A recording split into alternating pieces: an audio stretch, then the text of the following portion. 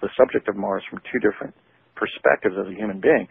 In my late teens and early 20s, I was being sent there and basically having terrifying experiences on the surface. As a result, however, of going public about my childhood time travel experiences and now my Mars visitation experiences in my late teens and early 20s, one very important informant has stepped forward, and we've been comparing notes and jogging each other's memories, and now we have literally astonishing, I would say even startling information to share about the CIA's Mars visitation program. As a result, my paper, which is really the first paper to prove to a veritable certainty that Mars is an inhabited planet, it was written from the perspective of somebody simply trying to show the natural history of what's on Mars. But in a sense, the author, namely myself, was someone who had memories of having been up there, but I wasn't accessing them. So it's a very complicated set of factors. In fact, I entitled my paper The Discovery of Life on Mars, simply trying to establish that thesis as a work of natural history.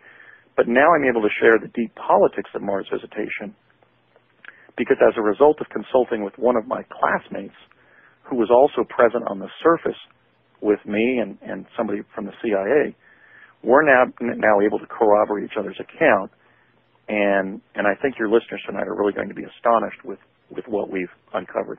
Well, I've got to ask you, though, if they're teleporting people to Mars, why would they even bother sending rovers up there? Wouldn't it make more sense for them to just stage all of the photos?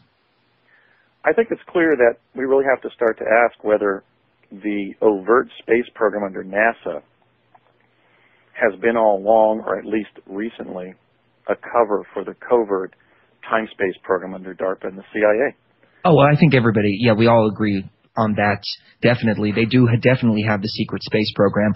I always wondered why they sent these rovers to the most obscure places on Mars. Why don't they send them to Cydonia or places of interest? Well, they're not, and I think that really begs the question of what purpose the NASA's Mars exploration program is serving with the rovers. Back in the 60s, when the space exploration experiences of the NASA astronauts were being trumpeted and they were becoming national heroes, the American people weren't informed that the U.S. government was secretly involving not just adults, but children, including myself, in time-space exploration, utilizing not rocketry, but time travel devices.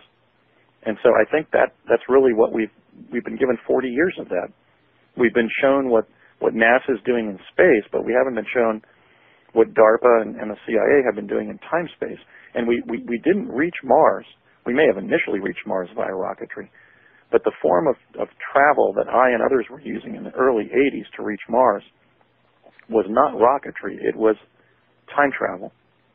We know that the jump rooms were some form of time travel device because they were altering the environment of the people standing within them and getting us to the Martian surface in 20 minutes. And that would just be a supersonic speed if it was conventional transport. So again, the Mars cover-up relates to the time travel cover-up, because one of the time travel technologies that DARPA had fully reduced to operation by the time I left Project Pegasus in 1972 as an 11-year-old was clearly developed further, so that by the late 1970s, it was placing Americans on the surface of Mars. Absolutely fascinating. I've got to ask your take on this whole Nibiru thing real quick. I know it's a little bit off topic, but it's been on everybody's mind. Have you come across any evidence that there's another planet coming and possibly causing all of these Earth changes that we're seeing? I just haven't explored that issue, because by my reckoning, if you become concerned and start planning or governing your life by catastrophic events that have a second, third, or fourth summa level probability and not things that are most likely to happen, then you're preparing for a situation where the living would envy the dead, and such dislocation socially that it's essentially impossible to prepare for. The best you can do is just focus on what's much more likely to happen.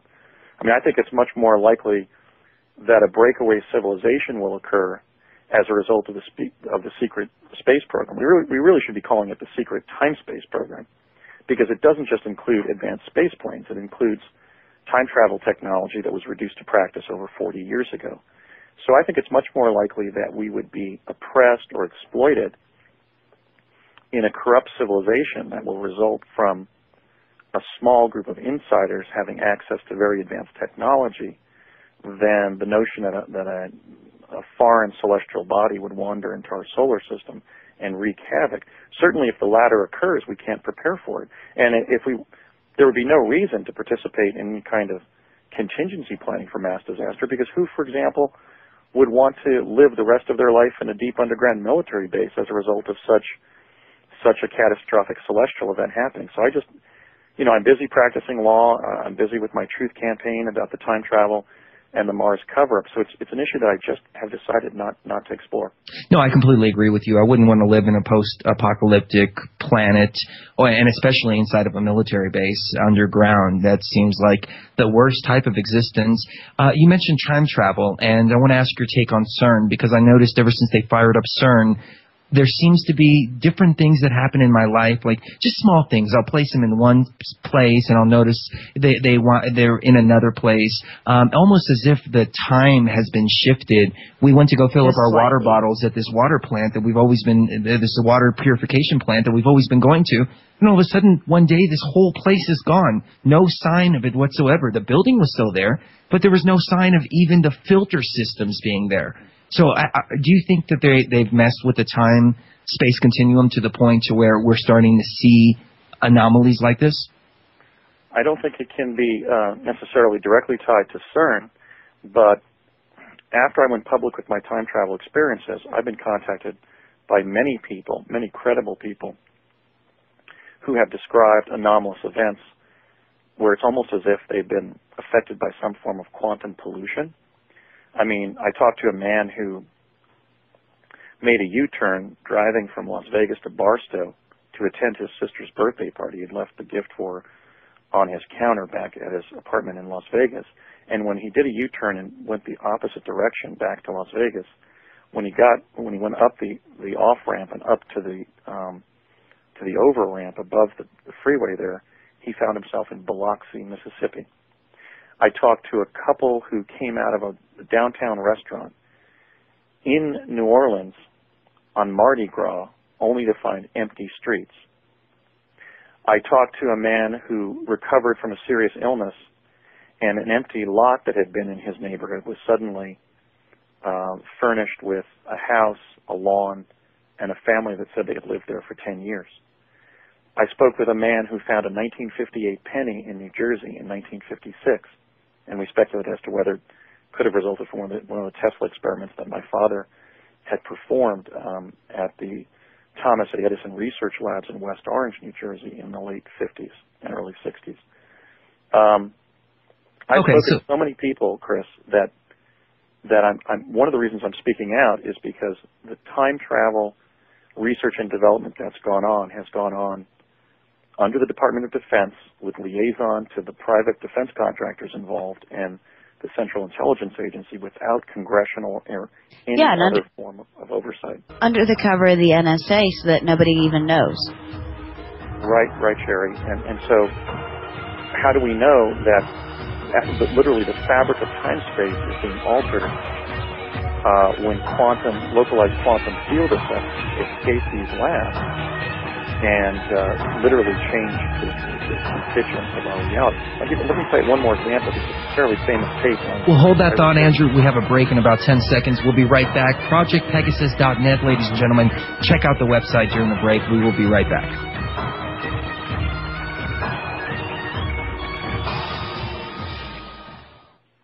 The home of cutting-edge talk radio. Online. Worldwide. At oraclebroadcasting.com. Introducing the world's first and only Swiss Gold Savings Plan, specifically designed to be simple and affordable for families worldwide. This is the best way to trade rapidly depreciating paper money for gold. Our product is 999.9% fine Kinnabar-grade gold ingots, refined in weights as small as 1/2 gram and embedded into a protective card.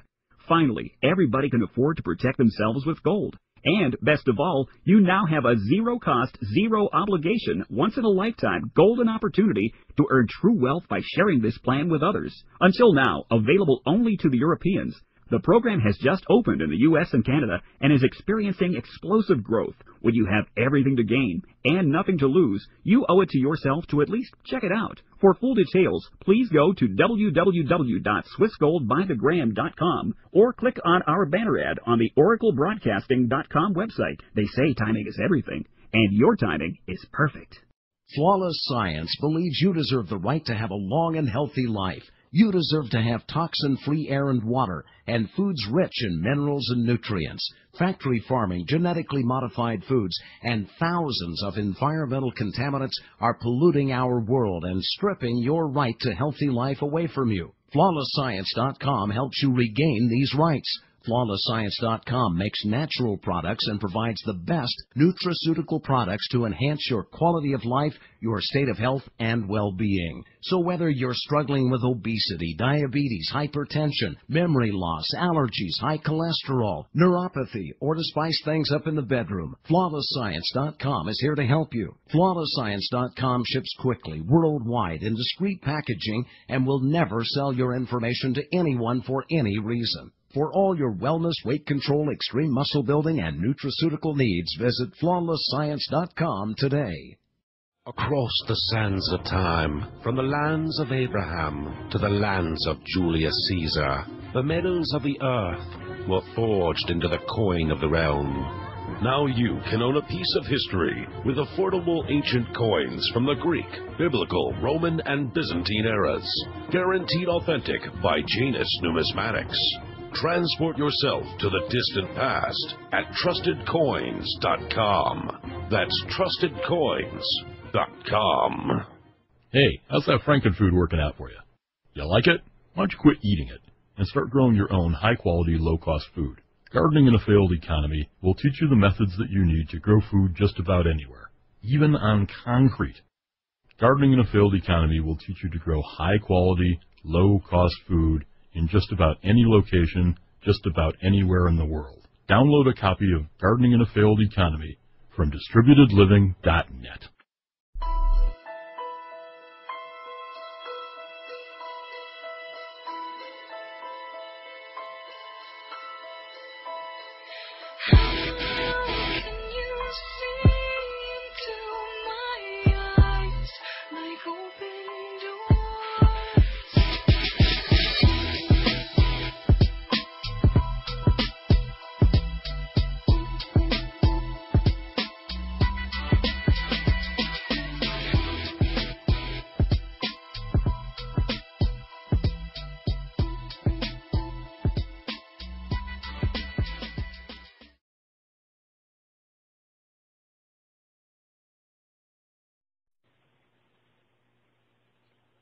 Welcome back, ladies and gentlemen, to Truth Frequency, speaking with Andrew D. Bashago. And now I want to just jump right into it. Mars Anomaly Research Society.